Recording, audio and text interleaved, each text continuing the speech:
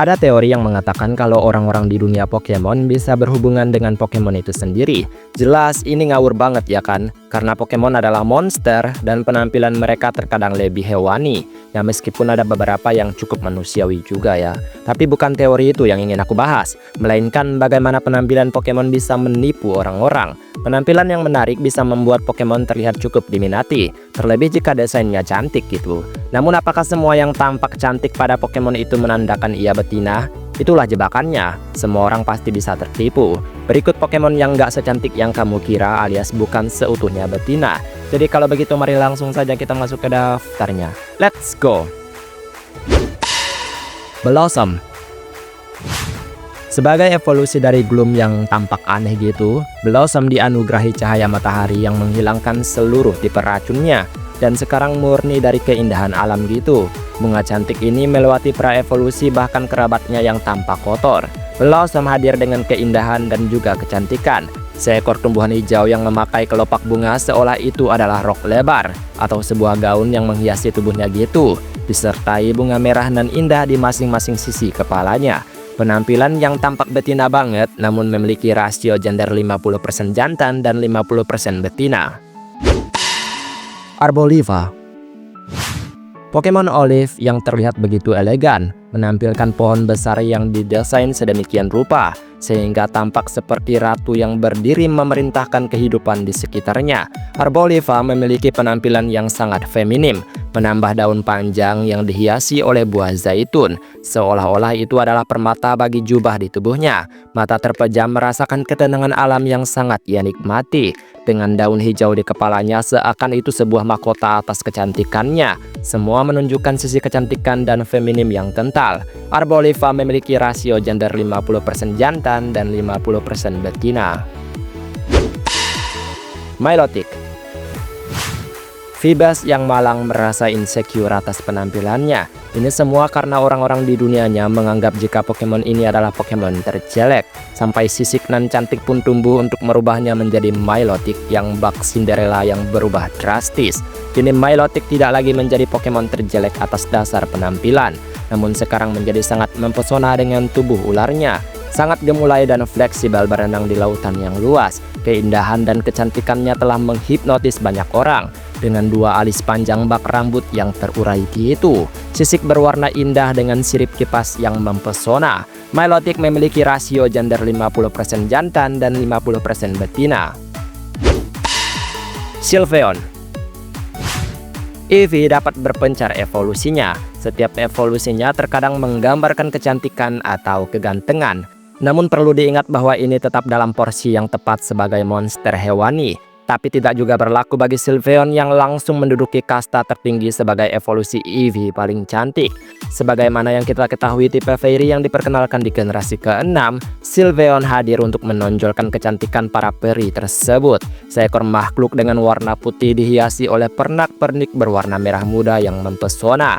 Bahkan mendapatkan pita di telinga dan dadanya yang menunjukkan sisi kecantikan yang semakin tinggi. Semua wanita akan memeliharanya ya kan? Sylveon sendiri memiliki rasio gender 87,5% jantan dan 12,5% betina. Gothitelle. Saat Pokemon memasuki bentuk yang lebih humanoid, mereka akan terlihat seperti karakter manusia dalam universe berbeda. Gothitelle merupakan Pokemon tipe Psychic yang diperkenalkan di generasi kelima Unova Region. Mengambil penampilan manusia yang sangat timbul menciptakan nuansa mengerikan dalam kecantikan. Pokemon ini merupakan Pokemon yang cukup disturbing bahkan hanya dengan melihat matanya saja. Namun ia juga berpenampilan rapi seperti wanita yang mengenakan gaun hitam gitu, yang dihias oleh pita-pita ungu di sepanjang gaun tersebut. Gothitelle sendiri memiliki rasio gender 25% jantan dan 75% betina. Delphox. Seperti yang kita tahu, beberapa Pokemon starter telah mengalami desain makhluk berbulu lebih banyak sejak generasi ke-6. Delphox memulai tren ini dengan tampilan rubah penyihirnya. Kesimpulan terpenting adalah Delphox memang sejak dari bentuk pertamanya sudah tampak lebih seperti Pokemon murni betina. Sampai titik di mana bulu-bulu itu menciptakan desain yang seolah pakaian penyihir wanita, dengan tongkat kayu yang dapat menyalakan api, tubuh ramping dengan wajah kecil yang semuanya tidak membutuhkan banyak asumsi kalau Delphox adalah Pokemon murni betina gitu. Namun kita tahu Pokemon starter kebanyakan jantan, dan rasio gender Delphox 87,5% jantan dan 12,5% betina. Meowscarada. Pokemon yang cenderung terlihat feminim akan selalu disandingkan dengan pelatih yang juga sesuai dengan mereka. Meskipun tidak semua demikian ya. Meowscarada muncul sebagai starter Pokemon tipe Grass dari generasi ke-9 yang memunculkan reaksi suka dan tidak suka pelatih atau pemain tentang starter Pokemon yang Fury Solid gini. Ya pada akhirnya terima saja dan sekarang bisa jadi Pokemon utama dari seorang MC di Paldea. Meowscarada juga tidak berbohong tentang penampilannya yang lebih ke feminim. Sekedar bulu itu saja sudah membentuk pakaian wanitanya. Meowscarada memiliki rasio gender 87,5% jantan dan 12,5% betina. Primarina. Nama yang sangat cantik. Secantik Pokemon ini saat bernyanyi dalam medan pertempuran. Primarina tidaklah buruk-buruk amat. Ini berkat kombinasi tipenya yang unik sendiri dalam deretan starter Pokemon. Meski tidak banyak yang memilihnya karena penampilannya, tapi ia juga tidak dibenci karena hal tersebut sejak perilisannya. Primarina memiliki penampilan yang mendeskripsikan hobi menyanyinya dengan suara lembut dan indah. Ya seperti Putri Duyung yang memikat pelaut itu, dengan rambut biru yang indah terikat di kepalanya. Semua orang akan menyadari bahwa ini sepenuhnya desain betina. Namun dengan rasio gender yaitu 87,5% jantan dan 12,5% betina. Lopunny. Jelas bahwa Pokemon ini akan merujuk pada gender betina. Lopunny benci banget sama namanya kotoran. Pokemon ini sangat menyukai kebersihan, bahkan sedikit debu saja di bulunya akan ia bersihkan semaksimal mungkin. Maka yang terlihat adalah hasil dari kebersihan dan kerapiannya. Seimut-imutnya kelinci masih dapat dibedakan jenis kelaminnya, tetapi kelinci ini tidak menutupi persembunyian jenis kelaminnya. Yang terlihat semua Lopunny tampak seperti betina banget. Dan emang harus gitu sih sebenarnya. Tapi rasio gender Lopunny 50% jantan dan 50% betina.